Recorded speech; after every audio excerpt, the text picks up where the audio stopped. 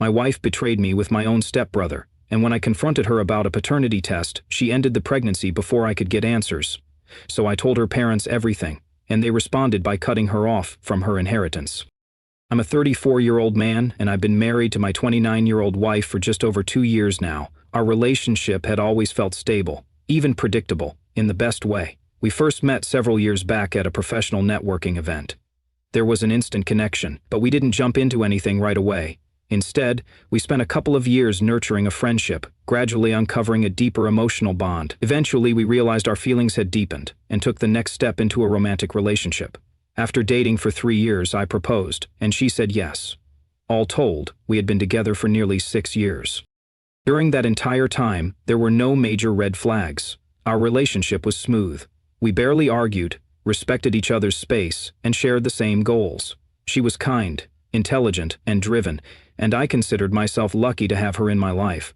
I always did my best to be the supportive, attentive partner she deserved. I truly believed we were building a strong foundation for a long, happy future together. About 6 months ago, my stepbrother Darren, who's 28, lost his job. Rather than looking for a new one right away, he announced that he wanted to take a break and find himself.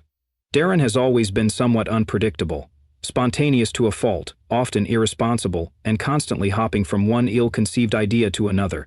It had taken a lot of effort on my father's and stepmother's part just to get him to complete a college degree. So when he said he wanted to travel and reflect on his next steps, I knew it might just be another impulsive decision. He claimed he wanted to make changes, including giving up drinking, which had contributed to him showing up intoxicated at a work meeting, the incident that got him fired. While I doubted how long that commitment would last, I decided to support him out of respect for my dad, who had married Darren's mom after my own parents divorced. Not long after, Darren reached out and asked if he could stay with me in New York for a few weeks. I wasn't thrilled at the idea, especially knowing his track record, but my father and stepmother also asked me to help them out. I reluctantly agreed after checking in with my wife, who said she was fine with it. 2 months ago, Darren moved into our apartment. I gave him a few ground rules: no guests, no late-night disruptions, and he had to be respectful of our space. To my surprise, he seemed to take the rules seriously.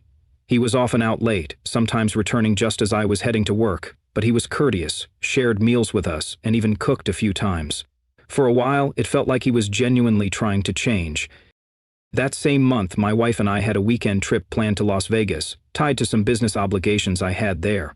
Darren agreed to house sit while we were away. However, on the night before our flight, my wife came down with a terrible stomach bug. She was in obvious distress, and we both hoped she'd recover overnight. Unfortunately, by morning, her condition had worsened, and she was too sick to travel. I had to attend the work event, so I left reluctantly, telling myself Darren would be there to help her if needed. He even said he'd make sure she ate well and rested. I promised to return by Saturday morning at the latest. I came back to find my wife looking much better. I was relieved and didn't suspect anything, but over the next few weeks, subtle changes in behavior began to nag at me. Darren, who used to be out all the time, now spent long stretches at home. When I asked him about it, he claimed he was saving money and trying to be more frugal. That seemed reasonable, until other signs began to surface. One afternoon, I came home early and found my wife already there. She said she had left work early due to a headache but had forgotten to text me. Another time, I got home unexpectedly and saw her and Darren walking into the building together. They brushed it off as a coincidence, but I started noticing how guarded they became when either of them was mentioned in conversation. My wife grew more secretive with her phone. Her schedule started shifting without clear explanations. Something felt off. Even though I had never doubted her loyalty, and I didn't think Darren could stoop so low, I couldn't shake the suspicion building inside me. I didn't have any concrete evidence, no texts, no photos, nothing actionable. But I couldn't ignore my instincts. Rather than confront them head-on, which risked causing a massive rift in the family without proof, I decided to gently nudge Darren toward leaving. I brought up his next steps and hinted it was time he moved out. To my surprise, he didn't argue. He said he understood and would start looking into other options. I hoped that would mark the end of the unease, but instead, things got worse. Not long after that conversation, my wife sat me down and told me she was pregnant. Ordinarily, that kind of news would have filled me with joy, but this time all I felt was dread. The timing didn't sit right with me. I tried to be supportive, but I couldn't ignore the math. The last time we had been intimate didn't match the expected dates. My gut told me something was terribly wrong. A few days later, I asked her, very gently, if we could take a paternity test. I framed it as a need for clarity, not an accusation. But the moment I brought it up, her demeanor changed entirely. Her face went pale, and she left the room without saying a word. That night, she didn't sleep beside me. The following morning, she told me through tears that she had decided not to go through with the pregnancy. She said the stress, the tension, and everything surrounding the situation had made her realize she couldn't move forward. Though she didn't say the words directly, her actions spoke volumes. In that moment, I knew. I didn't need her to confirm it. The betrayal I had only suspected became undeniable. The days that followed were some of the darkest in my life. The emotional toll of discovering that the person I loved most had crossed a line I never thought she would. It shattered something inside me. Still, she refused to openly admit the truth. She never said Darren's name, never acknowledged what had really happened, but her silence confirmed everything. I couldn't carry the burden of that secret anymore, so I told her parents. I laid it all out: the strange behavior, the pregnancy, the refusal to take a paternity test, and her decision to terminate. Her parents were devastated. Her father in particular was furious. Within days, they informed her she would no longer be receiving her inheritance. She pretended it didn't matter, said money had never been important, but I knew the truth. It hit her hard. Her world began to unravel, and there was nothing she could do to stop it. Darren left quietly, without saying goodbye. My wife and I began the process of separating. She never gave a full confession, but she didn't have to. The damage was done. Now, I'm focused on healing. I've learned that trusting your intuition isn't paranoia, it's self-preservation. And sometimes, the people you believe will protect you are the very ones who bring you the deepest pain. What matters most is learning to walk away, even when it hurts. And never settling for a life built on lies. Darren took the hint without any resistance. He told me he'd be moving out within the week. My wife was present during that conversation, sitting quietly across the room. She didn't offer a single word, not a question, not a comment. Her silence unsettled me. It wasn't just that she was quiet, it was the way she was quiet, as if she was trying not to react at all. I didn't like it, but I chose not to dwell on it. Darren moved out as planned, and I tried my best to bury the doubts that had been slowly chipping away at me. With Darren gone, the tension in the house began to lift. I focused all my energy on our marriage, convincing myself that I'd let my imagination run wild. My wife had been nothing short of amazing throughout our years together, and I felt ashamed for letting suspicion cloud my thoughts. Slowly, things returned to normal. We laughed more, we made plans, and for a little while, I believed that maybe, just maybe, I had been paranoid all along. That illusion shattered 2 weeks ago. That morning started off like any other until my wife sat me down with a strange expression on her face. She told me she was pregnant, 2 months along. The words hit me like a punch to the stomach. I sat there, frozen. 2 months, exactly when Darren had been living with us. I felt physically ill. Let me give you some context. I'm a few years older than my wife, and by the time I hit 30, I was more than ready to start a family. I wanted to be a father. When we first started dating, I knew she was the one for me. I made it clear early on that I was looking for a serious relationship, someone to build a life with. She told me she wasn't ready to have children just yet.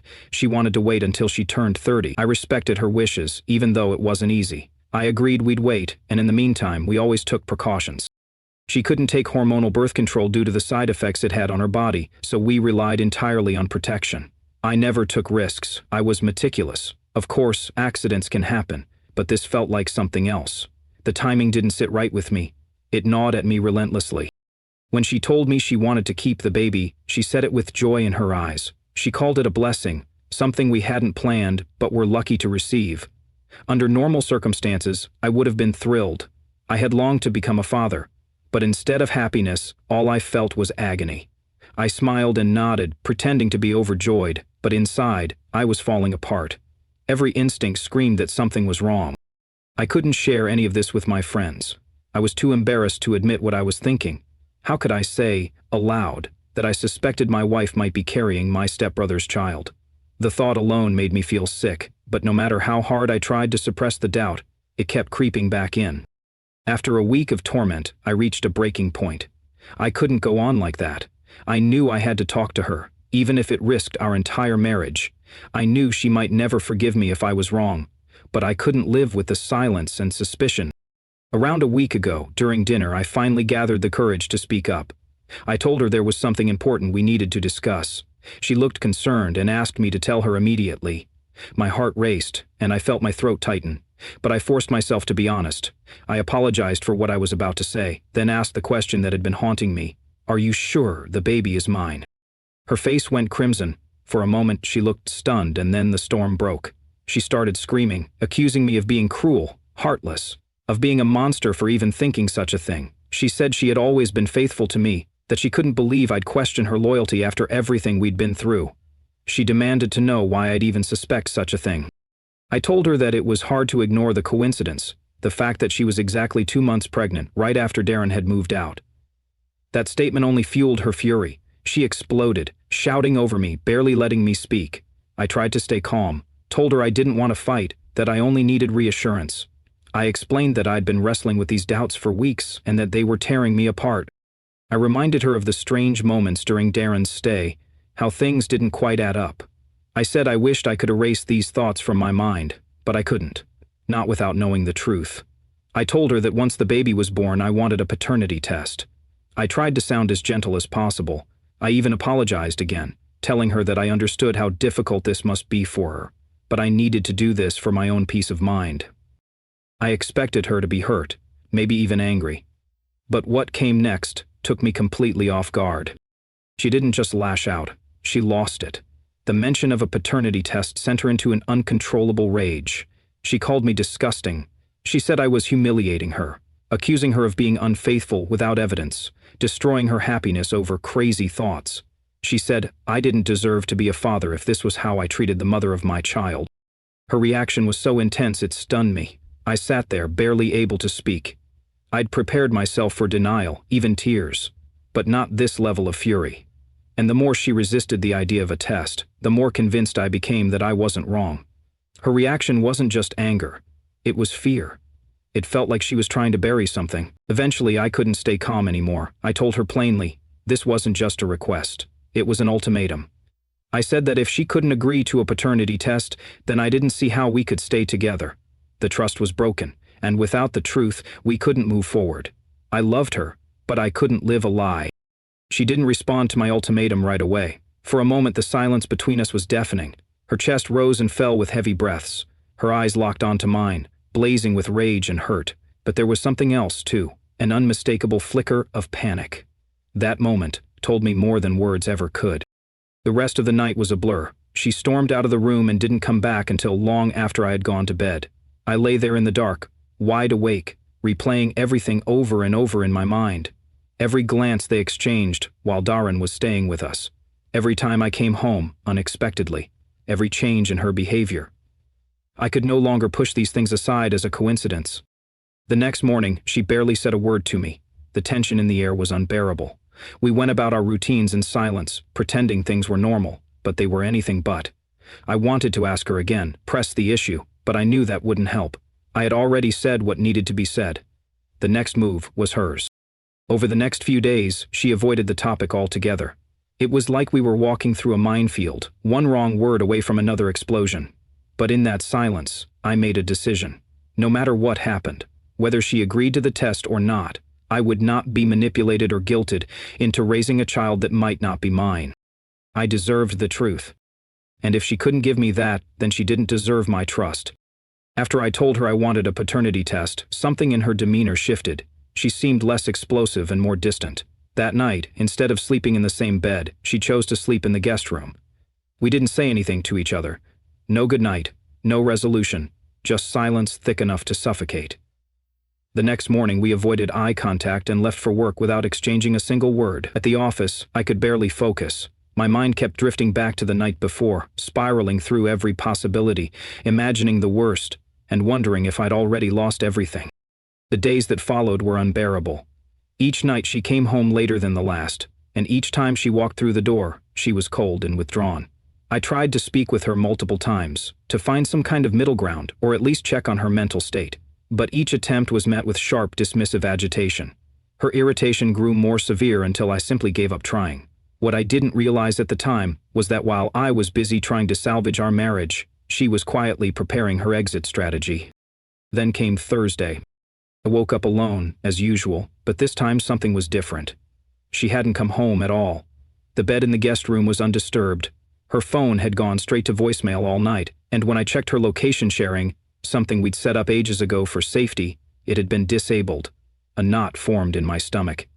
I sent her a series of texts asking if she was okay, where she was, and what was going on. No response. I couldn't function. I tried going into work, hoping routine would keep me grounded, but I was too distracted to focus. By mid-afternoon, I left early and returned home, hoping she might have turned up. Still no sign of her. Her phone remained off, and my calls went unanswered. At that point, worry took over. I began calling people, friends, co-workers, anyone who might have a clue. I reached out to her assistant at the office, and that conversation sent a new chill down my spine. Her assistant casually mentioned that she'd taken 2 personal days and hadn't shown up at work since Tuesday. What's more, the assistant was surprised I didn't know. That felt like a punch to the chest. Now frantic, I reached out to several of her close friends one by one, asking if she'd contacted them or was staying with them. Every single one of them said they hadn't seen or heard from her in days. Panic set in. I began to fear something terrible had happened, or worse, that she had intentionally walked out of our lives without a word. Desperate, I called her mother, my mother-in-law. I hesitated before making the call, unsure of how much to share, but I was terrified. She wasn't with her parents either. Her mother became alarmed immediately and promised to start making calls herself. We agreed that if she remained unreachable for another few hours, we'd involve the police. The next 30 minutes felt like an eternity. Then my phone rang. It was her. She sounded composed, eerily so. She told me she was fine and just needed some space to figure things out. Her tone was indifferent, as though my emotional turmoil meant nothing to her. I asked where she was, why she hadn't contacted anyone. She brushed it off and scolded me for involving her mother, claiming I was creating unnecessary drama. That angered me, her total lack of empathy after everything I'd gone through in the last 24 hours. But I forced myself to stay calm. I asked when she was coming back. She responded flatly, "Tomorrow morning." Then she hung up. That night, I barely slept. I was consumed by rage, confusion, sadness, an entire storm of emotion that wouldn't quiet down. I began to seriously consider taking some time away, maybe checking into a hotel. I needed space to think, but nothing could have prepared me for what happened next.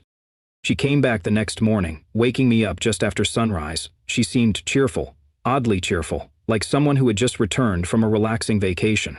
I was still groggy, but her demeanor unsettled me. I asked where she had been. Her answer, fixing a problem. That's when she dropped the bombshell. She looked me straight in the eye and said the pregnancy had been the source of my irrational doubts and that it was tearing us apart. So, she had solved the problem. She had an abortion. Just like that. No discussion, no consultation, no warning, just a final, irreversible decision that she made unilaterally.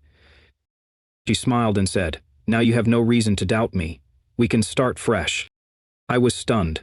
Flabbergasted isn't a word I use lightly, but in that moment, it fit perfectly. My heart sank. I asked if she was joking. She looked surprised at the question and reiterated that she was completely serious.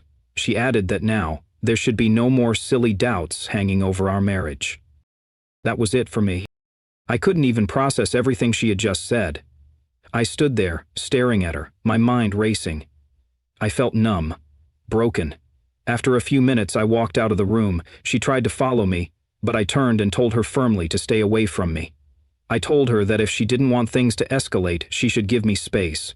I must have sounded more serious than I realized because she backed off. I left the apartment and immediately called my lawyer. I told her everything about the affair I suspected, the abortion, the lies, the emotional manipulation. I said I wanted to file for divorce and instructed her to begin the paperwork immediately. I also told her that I didn't want my wife to get a cent from me. We set up a meeting for the next morning. Then I made one final call. I dialed Darren. When he answered, I didn't yell. I didn't demand an explanation. I simply asked him, "Did you sleep with her?" There was a pause. He sighed and didn't deny it. All he said was, "I'm sorry." And that was all I needed to hear. That night, I checked into a hotel and began mentally preparing myself for the storm ahead. The next morning, I met with my lawyer and laid everything out, every detail. She explained that getting a clean divorce with no alimony can be difficult unless both parties agree. But in our case, since my wife had a high-paying job and was clearly at fault, we stood a good chance of making it happen. To be honest, it wasn't about the money anymore. It was about reclaiming my dignity, my peace of mind, and making sure that the person who betrayed me in the worst possible way didn't benefit from my pain. In the days that followed, I started the painful process of untangling my life from hers. I notified my HR department about the situation and took a few days off to clear my head. I also arranged to have my name removed from any shared accounts and began documenting everything: messages, timelines, and any interaction that could support my case. Emotionally, I was exhausted, but I had no choice. I had to move forward. My lawyer advised me not to communicate with her directly, so I stuck to that. She reached out a few times, trying to talk, but I ignored her messages. I didn't trust myself to have a civil conversation. I was too angry, too betrayed. What hurt the most wasn't even the affair. It was her coldness, her decision to eliminate the pregnancy without telling me, then expect everything to go back to normal. That kind of detachment shattered any illusion of reconciliation. Eventually, she realized I was serious. She stopped trying to reach out, and through her lawyer, she offered to make the divorce quick and clean. That told me everything I needed to know. She was guilty, and now she just wanted to cut her losses and walk away. I didn't feel victorious. There was no sense of satisfaction in watching her crumble. Just sadness. Sadness that the person I had once planned to grow old with turned out to be someone I never really knew. But I took that sadness and used it to rebuild myself, slowly, patiently. Because from this point forward, I vowed never to let anyone make me question my worth again. I had reached my breaking point. Whatever remnants of love or understanding I had once felt for my wife had completely disintegrated. Her betrayal wasn't just about the affair. It was about the cold, calculated way she went about everything. The woman I had built my life around had revealed herself to be a stranger.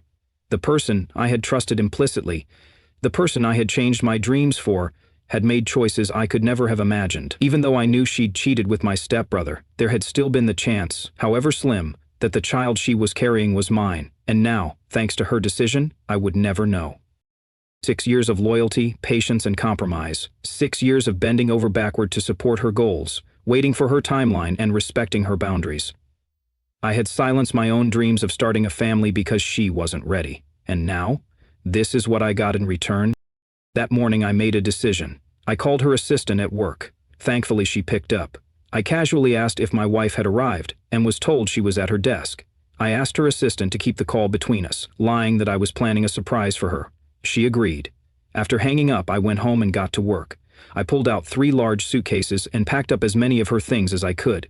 Clothes, accessories, personal items. I stuffed them into the bags, zipped them up, and rolled them out into the hallway.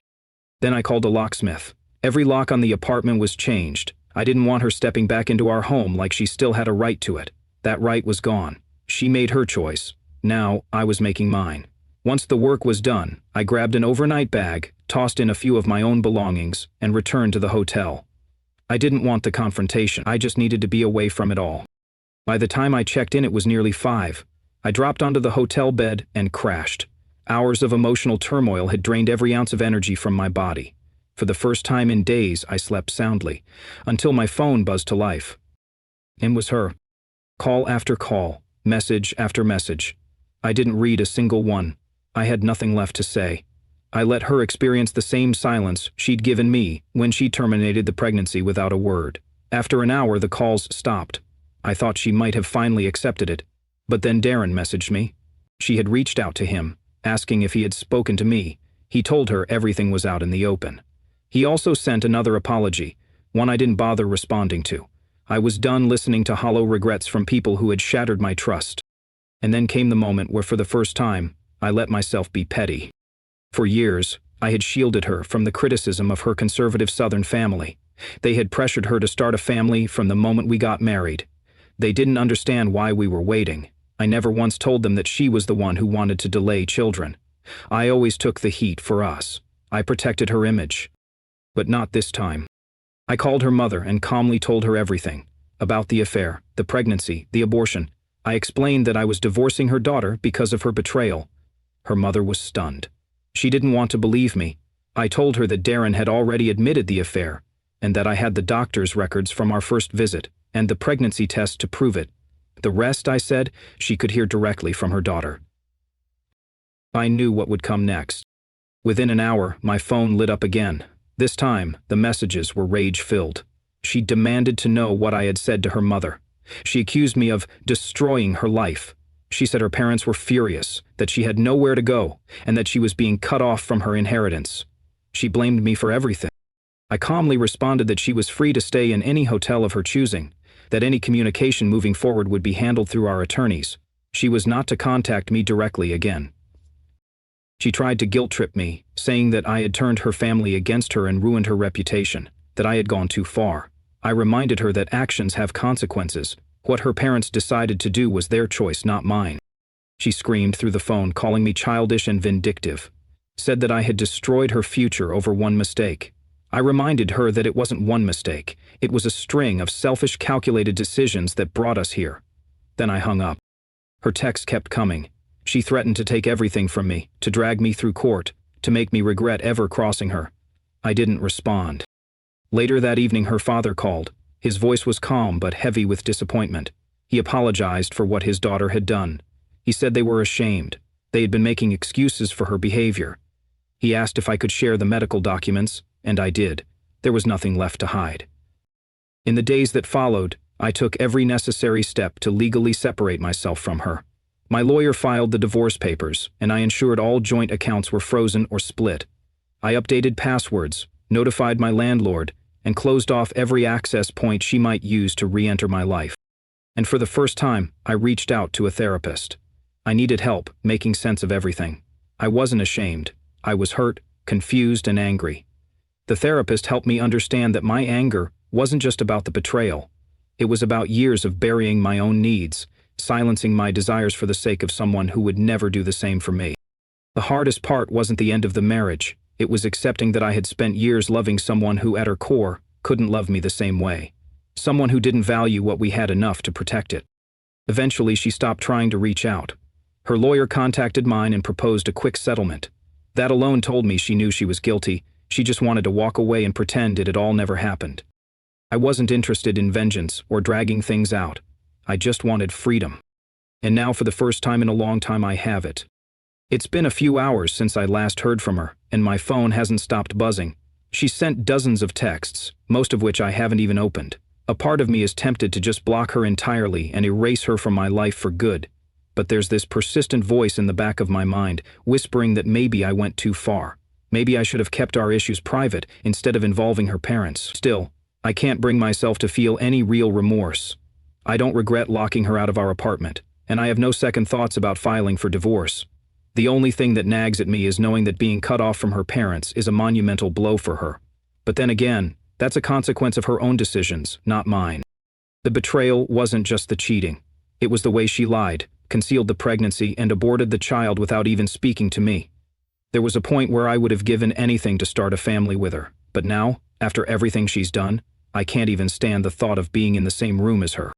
I've been handling the legal side of things, and let me tell you, it's been far from smooth. She's been completely uncooperative, digging her heels in about every single issue, and especially adamant about securing alimony. We've tried to keep things civil, working through lawyers to reach an agreement without going to trial, but to her, this divorce isn't just the end of a marriage, it's an assault on her pride. She's treating it like a personal war, not a legal separation. Thankfully, I had the foresight to secure key evidence before things escalated. The ultrasound records and the positive pregnancy test are still in my possession. Those, along with the timeline, paint a clear picture of what happened. I've also had several discussions with Darren. As much as I loathe him, he's shown a surprising willingness to help. He told me he'd testify if needed, and has cut off all contact with my wife. Not that his remorse changes anything, but at least he's not making it worse. Out of curiosity, and maybe a need for closure, I asked Darren for details.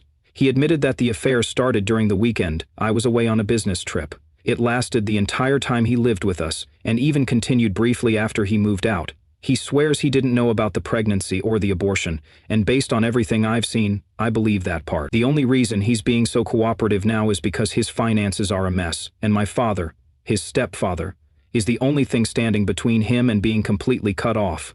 My dad made it crystal clear: help clean up the mess or get nothing. Despite how calm I've tried to remain, it hasn't been easy. Every time I see Darren's name pop up on my phone, it's a battle to not unleash everything I'm feeling. but I need him to stay the course, at least until the legal process is complete.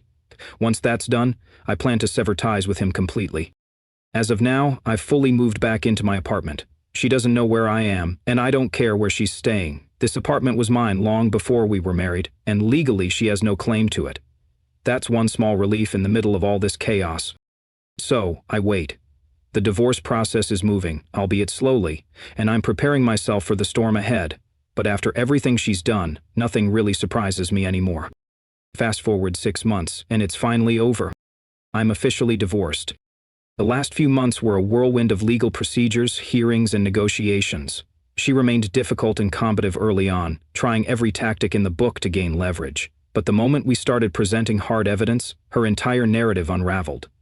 There were several pre-trial hearings, along with depositions and settlement conferences. It quickly became clear that dragging this out in court would only end badly for her. Darren's sworn statement turned out to be one of the most powerful tools in our arsenal. He laid out the entire affair timeline under oath, confirmed the nature of their relationship, and didn't try to dodge any questions. On top of that, we presented the medical documentation, proof of the pregnancy and the abortion. But the real nail in the coffin was a set of intimate photographs Darren still had on his phone. She had no idea he had kept them. When those were shown, any pretense of denial disappeared. Her claims for alimony evaporated almost immediately. Her income was more than enough to sustain her lifestyle, and the infidelity made her case almost impossible to argue. Her attorneys quickly realized that going to trial would do her far more harm than good. Eventually, we reached a settlement. She agreed to waive all claims to spousal support. Our joint assets were divided fairly. She received what was proportionate to her contribution during the marriage. She kept her personal belongings and some minor assets, but that was it. Everything else stayed with me. I wasn't interested in vengeance. I just wanted to walk away without being taken advantage of. And I did. No courtroom drama, no drawn-out legal battles, just a clean, firm ending. Now, in the aftermath, I feel a mixture of relief and a kind of dull sadness. Not sadness over losing her. No, that chapter is closed. It's the sadness of wasted time, of giving years of your life to someone who never truly valued you. It's hard not to look back and wonder what could have been, had I not chosen to ignore so many warning signs. But I'm choosing to look forward. In the months since, I've begun rebuilding not just my life, but my mindset. I enrolled in a few classes I'd been putting off, reconnected with old friends, and started exploring hobbies I had long abandoned during the marriage. I even adopted a dog from the local shelter, a gentle Labrador mix who, in his own way, has brought a new kind of comfort and companionship into my life. Therapy continues to be a steady part of my recovery. My therapist helped me unearth a lot of repressed feelings, not just about the betrayal but about how much I had compromised myself during the relationship. I realized I had slowly stopped speaking up, letting small resentments slide for the sake of keeping the peace. I'd convinced myself that love meant sacrifice, even if it came at the expense of my own happiness. But love doesn't mean surrendering who you are. Real love values your voice, your presence, and your truth. I see that now. If there's one silver lining to everything I've endured, it's that I've rediscovered myself. I no longer define my worth by someone else's approval. I no longer bend to keep people who aren't willing to meet me halfway. And above all, I now know when it's time to walk away for good. So to anyone who's ever felt blindsided by betrayal or trapped in a situation that chipped away at your soul, there is life after heartbreak. There is power in choosing yourself, and sometimes starting over is the most courageous thing you can do. I didn't just survive this divorce. I came out of it stronger than I've ever been.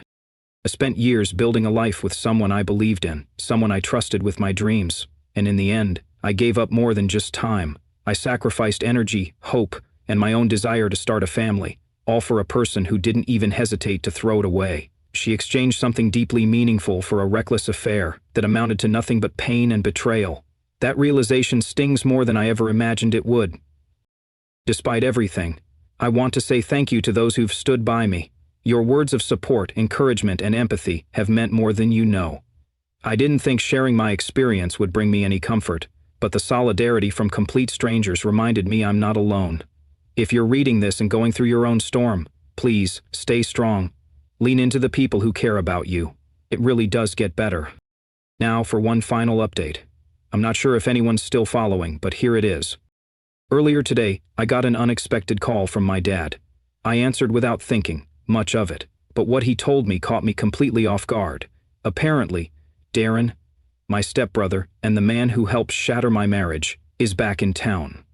He found a job in the city and has moved here. But that's not even the worst part. He and my ex-wife are seeing each other again. Yes, the same woman who called him every name under the sun during the divorce. The same man who betrayed his own family. Somehow, they've decided to give things another shot. I don't even know how to process it. Part of me feels sick. Another part feels like the biggest fool alive. But the strongest emotion I feel is just relief that I'm out of it. My dad was clear. He wants nothing more to do with Darren. Neither does my stepmom. So at least I know where my family stands. That's all I have to say. Hopefully this is the last time I'll ever have to think about them. No more updates, no more drama, just peace.